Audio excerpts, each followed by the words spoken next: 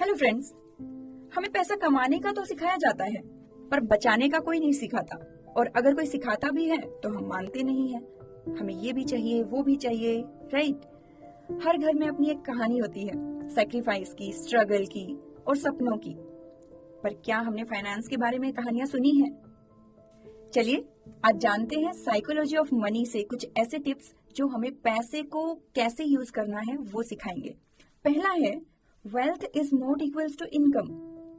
सो ऐसा नहीं है कि जितना पैसा हम कमाते हैं वही हमारी वेल्थ है, बिकॉज हमें कुछ खर्च भी करने पड़ते हैं हमारी डेली लाइफ को जीने के लिए, राइट। सो ज्यादा कमाना अमीर होने की गारंटी नहीं है।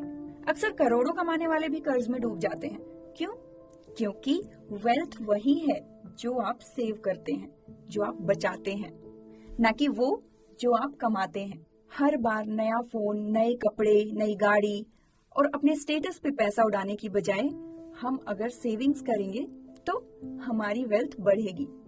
Friends, compounding works with time. हम इंडियंस गोल्ड और ज्वेलरी में पैसा तो लगाते हैं, पर सब्र नहीं करते, पेशेंस नहीं रखते।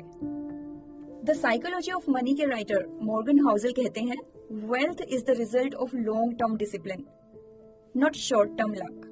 क्या आप लोगों को पता है, वॉरेन बफे ने अपनी 80% वेल्थ 50 की उम्र के बाद बनाई थी, क्योंकि उन्होंने टाइम को अपने फेवर में काम करने दिया।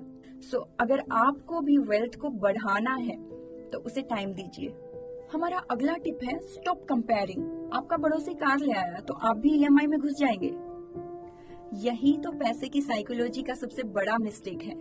अपने फाइनेंशियल गोल्स दूसरों के हिसाब से मत बनाओ, हर किसी की कहानी अलग होती है। Freedom is real wealth.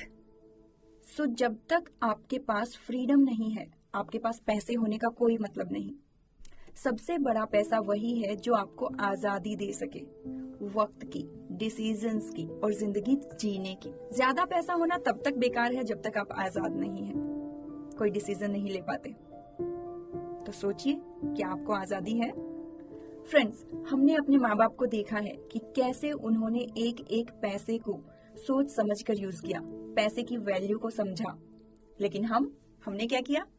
घुस गए ईएमआई में, ईएमआई और इंस्टेंट ग्रेटिफिकेशन में उलझ कर रह गए। So the psychology of money, ये किताब हमें सिखाती है कि पैसा सिर्फ एक नंबर नहीं है, ये एक इमोशन है। सोचिए, क्या आप पैसे के लिए जी रहे हैं या पैसा आपके लिए काम कर रहा है?